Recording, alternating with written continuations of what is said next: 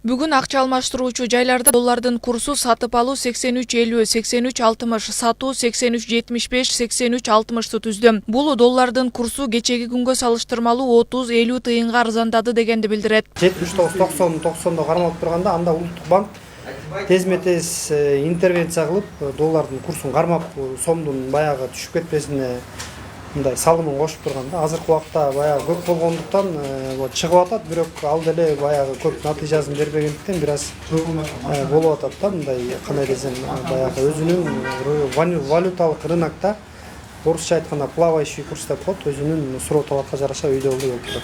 Көбүнчөсү долларды сатып жибергенден кийин курс кымбаттап кетсе, акча алмаштыруучу жайларга залакасы тийип, аны коомчулук терс кабыл алат. Андыктан акча алмаштыруучу жайда иштегендер курстун кымбатташынын себеби белгисиз болууда дешет. Ошондой эле өлкөдөгү соңку саясий кризиске да байланыштыргандар жок эмес. Кээ бири банктарда доллар чыкпай жатат десе, орус акчасынын түшүп кеткени да себеп болушу мүмкүн. Доллардын наркы кескин өсүп кетсе, сатууга чектөө коюлуп, мындан улам акча алмаштыруучу жайда ишин убактылуу токтоткондор да жок эмес.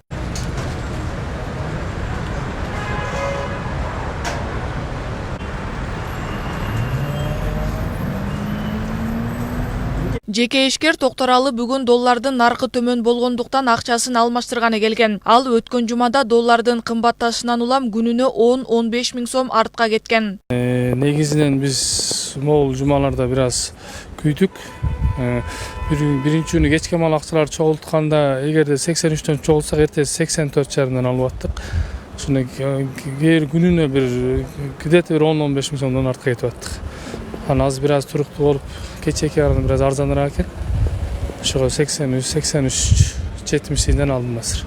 Эксперттер соңку учурда доллар сыртка көп чыгып, бирок өлкөгө кайра кирбей жаткандыктан кымбаттап жатат дешет. Мындан сырткары жаңы келген бийликтин бир айга жарыялаган экономикалык мунапыс, жемкорлук менен күрөшүп, кустуруу методу өлкөдөгү аткаминерлерди кооптондургандыктан, алар түшкөн капиталдарын ар кандай жол менен сыртка чыгарып жаткандыктан мамлекетте долларга болгон суроо талап өсүп жатканын белгилешет. Ал эми экономист Эрлан Камалов жарыяланган экономикалык мунапыс доллардын кымбатташынын себеби болушу мүмкүн, бирок негизгиси эмес деген пикирде. Анткени экономикалык амнистиянын эрежеси бекитилип, кепилдик камтылуусу абзел. Ошондой эле мунапыс ачык же купуя болоору мыйзамда көрсөтүлүшү керек. Эгерде амнистиянын эрежеси мыйзам менен камтылбаса, коркунуч жаратат дейт. Эгерде мамлекет тарабынан кандайдыр бир жеткиликтер болбой турган болсо, экономикалык мунапыс, экономикалык амнистия тетири эффект бериши мүмкүн, тескери жыйынтык бериши мүмкүн. Себеби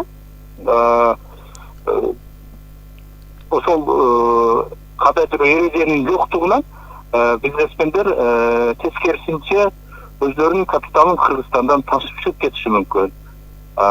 Же болбосо кандайдыр бир мыйзамсыз иш аракеттер болуп, рейдерлик жолдор менен тартып алуу, мүлктү басып алуу процесстер иштеп турган болсо, көпчүлүк ишкерлер өзүнүн мүлкүн чет элдик валютага, Америка долларына же еврого алмаштырып, сыртка ташып чыгып кетиши коркунучу бар. Ошондуктан бул жагынан дагы биз жакшы карашыбыз керек. Экономикалык мунапыс ачык болбосо коомчулукта ишенимге суроо жаралат. Учурда экономикалык амнистия боюнча так маалымат жок экени, укук коргоо органдарынын гана билдирүүсү болуп жатканын кошумчалады. Экономист Темирбек Ажыкулов Кыргызстан импортко көз каранды болгондуктан доллардын наркы маанилүү дейт. Андыктан доллардын өлкөдөн сыртка чыгып жатканын бир фактор катары караса болоорун белгилейт. Сыртка алып чыгам дегендер дагы жок эмес, ооба туура айтасыңар, ал деле фактор болуп эстелет. Мисалы Кыргызстанда мен билем, күнүнө бир 10 миллион доллар менен чекти удар берсе болот да, көрүнөтчү. Бул көп акча эмес да, 10-20 миллион доллар деген көп акча эмес, ачык айтканда экономика үчүн. Бирок ошо тилекаш биздин валюта рынокто доллар рыногун биз ошол 5-10 миллион доллар менен ойноп койсок болот. Ошон үчүн бул дагы мен ойымча бир фактор десек болот. Анткени менен айрым серепчилер чет элдик валютанын кескин кымбаттап кетишин өлкөдөгү валюталык системадан көрүшөт. Андыктан Улуттук банк акча реформасын жасап, валюталык режим которулушу зарыл экенин, доллар менен сомду бир курска байлоого чакырышат. Ички рыноктогу баягы сомдор кайра долларга болгон талаптын көбөйүшүн жаратат. Мына ошол моментте Улуттук банк интервенциялар менен чыгып атат. Бирок бул эч кандай натыйжа берген жок. Биз көрдүк да жарым жылда. Бул деген айдан айга, жылдан жылга элдин турмушун начарлатып баратат да. Акыркы бир ай ичинде азык-түлүктүн баасы да кымбаттап, жарандардын нааразычылыгын жаратууда. Бул көрүнүш шаардыктарга таасирин берип, өзгөчө пенсия, мамлекеттик кызматта иштеп айлык алгандарга кыйынчылык туудурууда. Бирок шаардыктар базардагы баа баштапкы калыбына келет деп үмүттөнүшөт. Конечно, нежелательно, чтобы все это повышалось. Но что теперь сделаешь? Жизнь такая у нас теперь. Я говорю, может быть, когда-то и пониже будет. Когда порядок будет, стабильность, тогда будет и нормальная цена. Поверьте мне. Спасибо большое. Сатуучулардын айтымында сырттан келген мөмө жемиштердин 20-30% кымбаттаган. Мунун себебин доллардын курсунун жогорулашы менен байланыштырышат. Буга чейин өсүмдүк майдын 5 литри 475 сомдон келип, 500 сомдон сатылса, азыр 585 сомдон алынып, 600 сомдон сатылууда. Сахар 45 сом болсо, азыр 55 сом. Картошканын килограммы 15 сомдон сатылса, азыр 25 сомдон. Ошондой эле жумуртка буга чейин 6 сом болсо, азыр 8 сомдон сатылууда. Бизге ошондой кымбат келсе, ошондой деп эмнеге экенин билбей атам. Долларга билбесем, бизге себеби майлар деген башка жактан келишет да бит эле. Бизде өзүбүздө май чыкпайт, ошон үчүн башка жактан келип аткан үчүн тиешеси бар.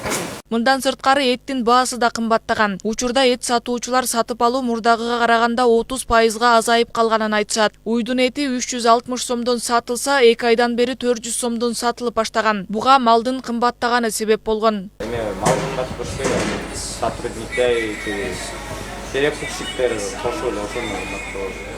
А силер өзүңөр канчадан аласыңар? 370, 380 отса.